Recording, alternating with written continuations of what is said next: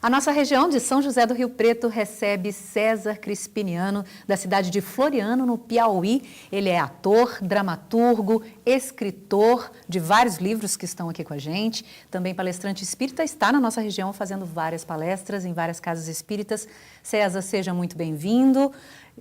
Eu espero não ter esquecido nenhuma titulação. Eu que agradeço. Obrigado a oportunidade de estar com vocês aqui, principalmente porque nós sabemos a importância da divulgação da doutrina espírita. E o que vocês estão fazendo dá a oportunidade para que pessoas que não têm acesso a um centro espírita, nós sabemos que nem todas as cidades têm acesso a centro espírita, mas todas as cidades têm acesso à internet. Com certeza. Então, o alcance de um programa como o de vocês, com a TV como a de vocês, é imenso. Hoje nós podemos fazer de nossa casa, de nossos escritórios, um pequeno lar espírita quando nós temos a oportunidade de escutar as outras pessoas. Seria a extensão da Casa Espírita, A extensão da Casa Espírita. E é uma alegria também muito grande estar em São José do Rio Preto. É a minha primeira vez nessa região. Eu já tem uns 4 anos que eu venho a Presidente Prudente, região, São Paulo, capital. Também já estive muito na FESP, lá em São Paulo, e Campinas. Essas são as regiões de São Paulo que eu mais tenho divulgado a doutrina, com palestras, na venda dos livros. Então, é uma oportunidade ímpar porque abre novos espaços. A nossa região é que te agradece. Bom, vamos lá, César. Você, como também produtor cultural, não é isso? Eu queria que você dissesse para a gente, como ator, produtor cultural, o que você acha, qual é a importância da arte na construção do espírito? Para mim é fundamental. O Leon Denis traz no livro dele, fala na literatura dele, da importância da arte para o espírito. Eu acredito que a arte, ela ilumina a alma, engrandece a alma. As pessoas que têm essa sensibilidade, que já não só que trabalha como artista, mas que admira também a arte, e agora nós percebemos um alcance muito grande da arte espírita também. Eu não sou muito a favor dessa divisão, que tem a arte espírita, a arte católica, a arte evangélica. Não. Existe a arte como um todo. A arte, ela é divina por completo. Sim. Você admirar um quadro do Van Gogh te traz uma calma muito imensa. Os girassóis do Van Gogh são únicos, é um quadro único no mundo inteiro, ninguém nunca vai conseguir. E te diz muito, né? E diz muito, e fala muito a nossa alma. Exatamente. Então, não gosto dessa divisão, mas nós percebemos no meio espírita que já existe um leque de atividades sendo desenvolvida nas casas espíritas, principalmente no campo da música. Sim. Agora, no mês de junho, final de junho, 29 e 30 de junho, eu vou para uma cidade chamada Auriflama, é aqui também em São Paulo, e durante 2 dias eu vou ministrar um curso de teatro só para a juventude espírita. Que maravilha! Porque aí nós começamos a trabalhar um teatro mais profissional em casas espíritas, para que os temas como o aborto, o suicídio, que é um tema urgente, que nós temos sempre que estar buscando meios para falar do suicídio. Não podemos chegar de uma forma muito agressiva, porque às vezes a forma como falamos até desperta a ideia suicida. Então, o teatro ele alivia um pouco essa carga e transforma, dá uma leveza. Você falou de temas cotidianos, né? Não é uma arte espírita. Nós estamos falando de temas cotidianos, de problemas, né, de dores morais, né, mas apresentado dentro de uma casa espírita. Né? Exatamente. E que a doutrina espírita ela é muito feliz quando ela abraça a arte como um veículo de comunicação, de levar a mensagem, não só que eu diga assim, uma mensagem cristã que cita os livros de Kardec, mas como você fala, se você constrói um espetáculo de teatro que ali mostra aquela cena de como uma família pode viver em harmonia, você está falando do cristianismo. Sem necessariamente criar um texto chato que fica repetindo trechos bíblicos que às vezes distancia essa juventude que já está numa outra linguagem. É didático, né? Não é? Exatamente. Agora, César, para melhorar tem que piorar? Esse é o grande questionamento da transformação do ser. Nós trazemos no nosso ímã, no nosso âmago, aquele pensamento de que para melhorar, sempre tem que piorar. Eu gosto de dizer para os meus amigos espíritas que para o espírita e o espiritismo, ele não traz essa ideia mais de que existe o demônio, de que eu tenho que sofrer, de que há um resgate. Não, talvez houve até mesmo a ideia de Jesus, bem-aventurados os aflitos, então eu tenho que estar aflito para poder evoluir. Aí vem a ideia, sempre que piora é porque você está resgatando, pior é porque... Não, a sensação de que piora existe, claro. Em alguns momentos da vida nós vamos tendo uma sensação de que piora. Mas, na verdade, segundo Allan Kardec, não piora, só melhora. Porque o espírito ele só evolui, ele não regride, ele só evolui. Então, nós temos momentos na nossa vida que dá essa sensação de que piora. Mas essa sensação também, ela surge da nossa insegurança. Porque nós vemos espíritas, 30, 40 anos, que quando desencarna um pai com 95 anos de idade, fica totalmente insatisfeito, se revolta. Aí, quer dizer, eu não acho que com 95 anos precisa desencarnar, mas se minha mãe desencarnar com 95... Aí é problema, né? Aí a pessoa fica naquele choque. Mas o correto é que nós temos que começar a perceber o valor da gratidão. Sim. Também agradecer, como Jung diz, né? A sombra que existe em mim, ela precisa ser sempre trabalhada. Eu sempre preciso trazer esse lado sombrio. Eu não posso aniquilar, eu não posso esconder esse lado sombrio. Ele precisa ser revelado, né? Jesus diz isso numa parábola. Diz que a mulher tinha 10 moedas, o símbolo da completude. Eu possuo tudo, tenho 10 moedas. A dezena é completa, tudo eu tenho. Mas ela perde uma moeda. Quando ela perde uma moeda, ela então acende uma luz.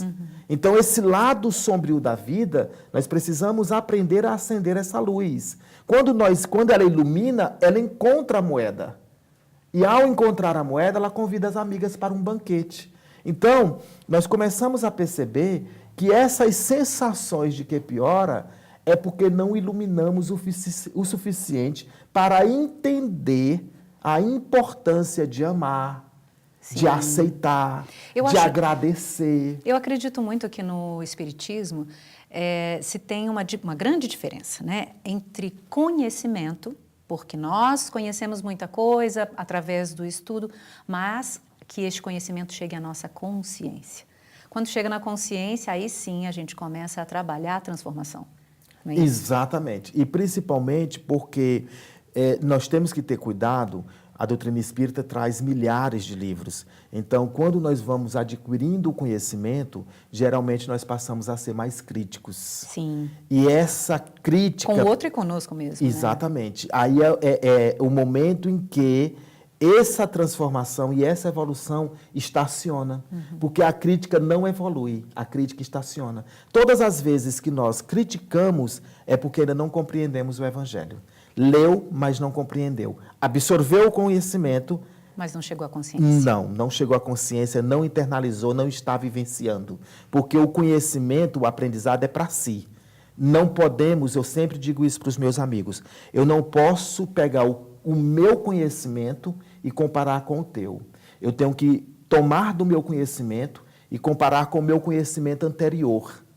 O que fui ontem para o que sou hoje. Eu tenho que tomar do meu conhecimento, da minha sabedoria, para compreender os meus sentimentos. Como eu reagia ontem, ante uma situação, e como reajo hoje. E não como você reage ou como você deveria reagir. Até porque a mudança só é feita em si. A gente não consegue mudar o outro. Em si. E todas as vezes que nós fazemos a crítica e a comparação com a outra pessoa e ainda justificamos essa crítica. Ah, mas é porque o Evangelho diz, é porque Allan Kardec fala. Todas as vezes que fazemos essa crítica e observamos no outro, é porque não compreendemos o que estudamos. Ainda é necessário trazer esse conhecimento para a luz da razão. Internalizamos, colocamos lá na mente, mas ainda não, eu gosto de dizer assim, mas ainda não evangelizamos o conhecimento. É verdade. César, você cita muito nas suas palestras a respeito a comparação. Nós somos o rio. Fala um pouquinho disso para a gente. André Luiz é quem traz esse ensinamento na sua carta, que é a segunda carta que está no livro Nosso Lar, antes do primeiro capítulo. Ele é quem diz que ele faz uma analogia que nós somos como um rio. E isso é muito interessante, porque se nós formos observar, os rios possuem pedras. Sim. E nós também possuímos pedras. Porque às vezes nós dizemos assim, eu tenho um aluno na sala de aula que é uma pedra no meu caminho. Eu tenho um colega de escritório, de trabalho, que é uma pedra no meu caminho. Ou às vezes até dizemos, eu tenho um filho, eu tenho um esposo, eu tenho uma esposa que é uma pedra.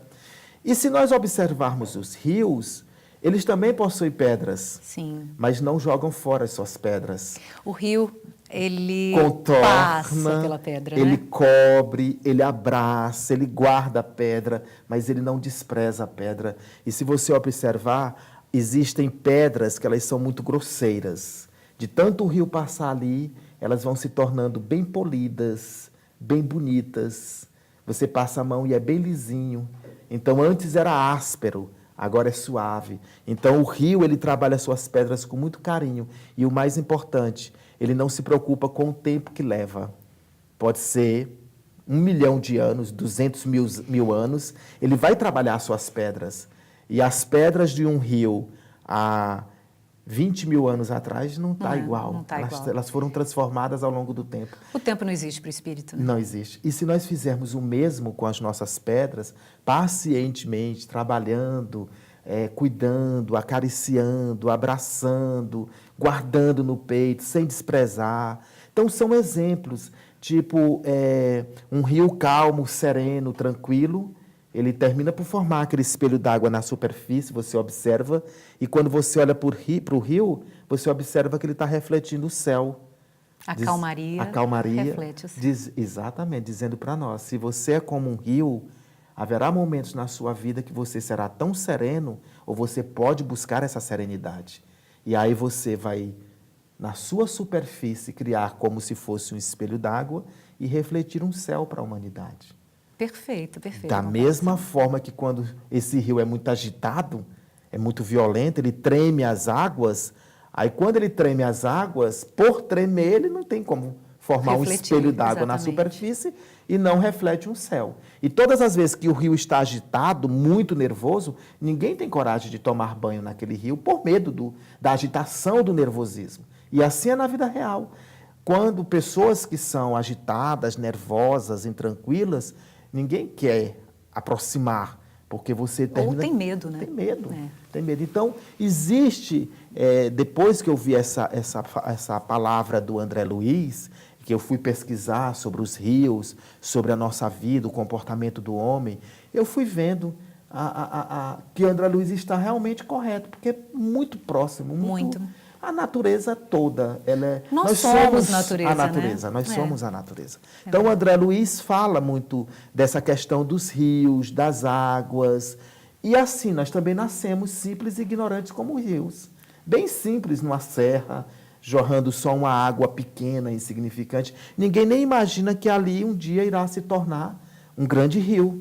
Mas, à medida que o rio vai crescendo, ele vai aceitando os outros rios. E quando ele aceita as águas dos outros rios, ele cresce, dizendo para nós que nós também vamos crescer, se aceitarmos os outros na nossa vida. E o mais importante, essa aceitação tem que ser como estamos, como somos, e como o outro está e como ele é. Como ele é. Sem exigir do outro a mudança, porque tudo tem seu tempo, tudo tem sua hora, seu momento. Não resolve exigir mudança em tempos contrários, em tempos que as pessoas... Eu sempre trago comigo o seguinte: cada um de nós está oferecendo o seu melhor. Nem que esse melhor ainda não agrade todo mundo, mas é o melhor.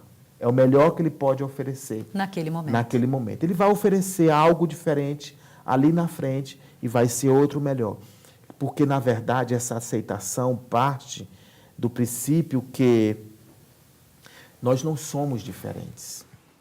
Nossas culturas, costumes, educação veio de modos diferentes. Mas nós temos algo inato em nós, que é essa centelha divina. É verdade. Nós temos isso, que nos torna iguais.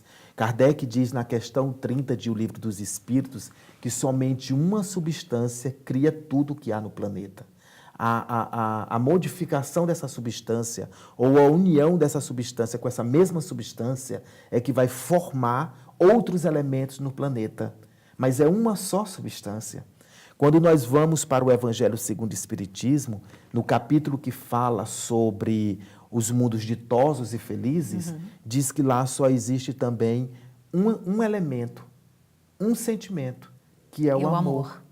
Então, que é o que precisamos. Se Kardec diz que é só um elemento que forma tudo no universo, tem que ser o amor, porque se não for amor, então seriam dois elementos. Porque lá no Evangelho, ele diz que só existe um elemento nos mundos ditosos e felizes. Então, esse elemento que ele fala lá na questão 30 tem que ser o amor.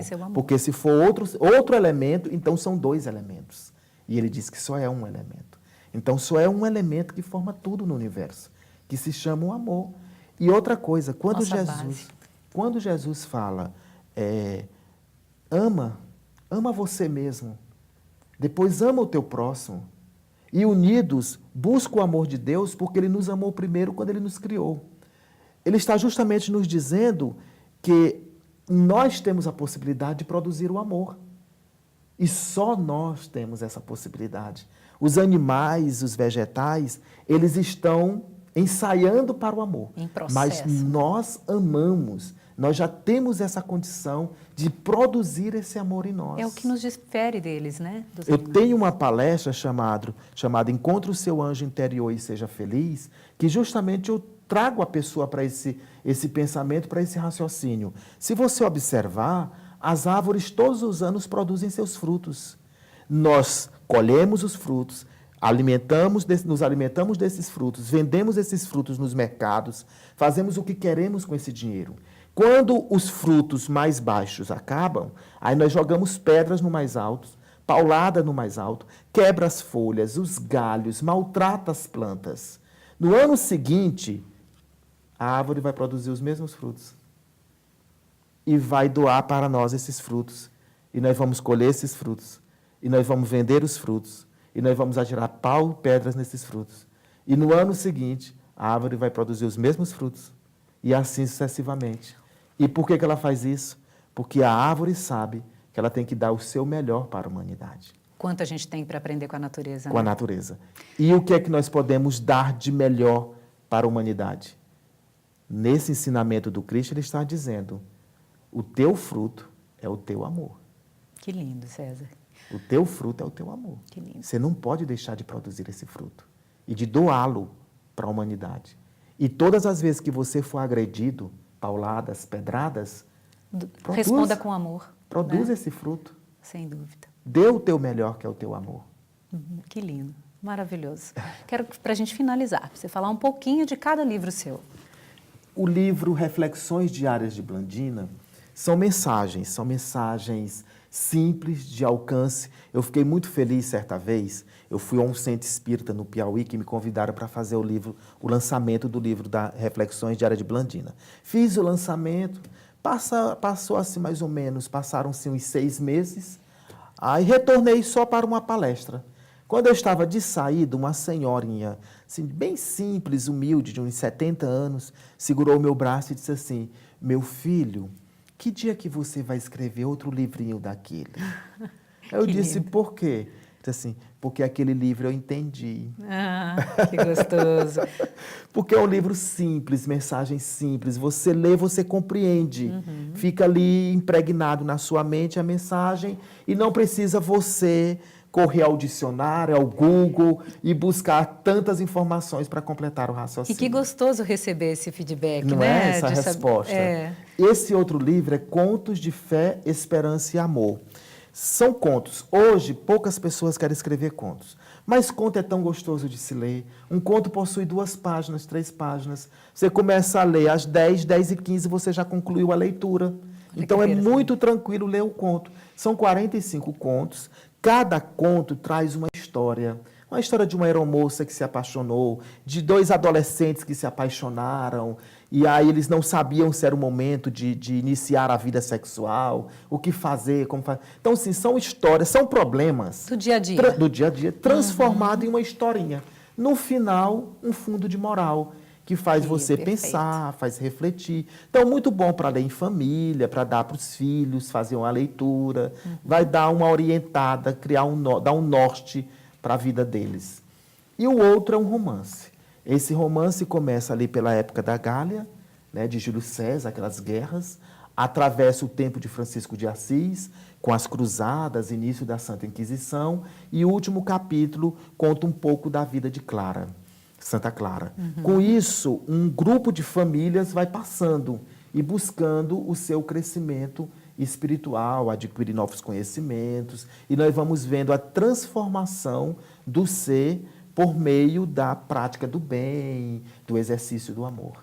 Ou seja, tem livro para todos os gostos, né? Eu acho que todo mundo pode buscar aqui nos livros aquilo que mais te agrada para a leitura. E a gente poderia ficar aqui horas conversando com você, porque a gente percebe que tem um conteúdo vastíssimo para a gente conversar por horas e horas, mas eu vou te agradecer a presença, a sua disponibilidade de estar aqui no nosso estúdio da Rede Luz Espírita e de estar aqui na nossa cidade contribuindo com um pouco do seu conhecimento, com um pouco do seu amor. Muito obrigada, nossa gratidão pela sua presença aqui hoje. Eu que agradeço e a todos que nos assistiram, leiam, estudem e acompanhem os programas, porque o conhecimento nos leva ao crescimento espiritual. Muito obrigado. Gratidão. Gratidão.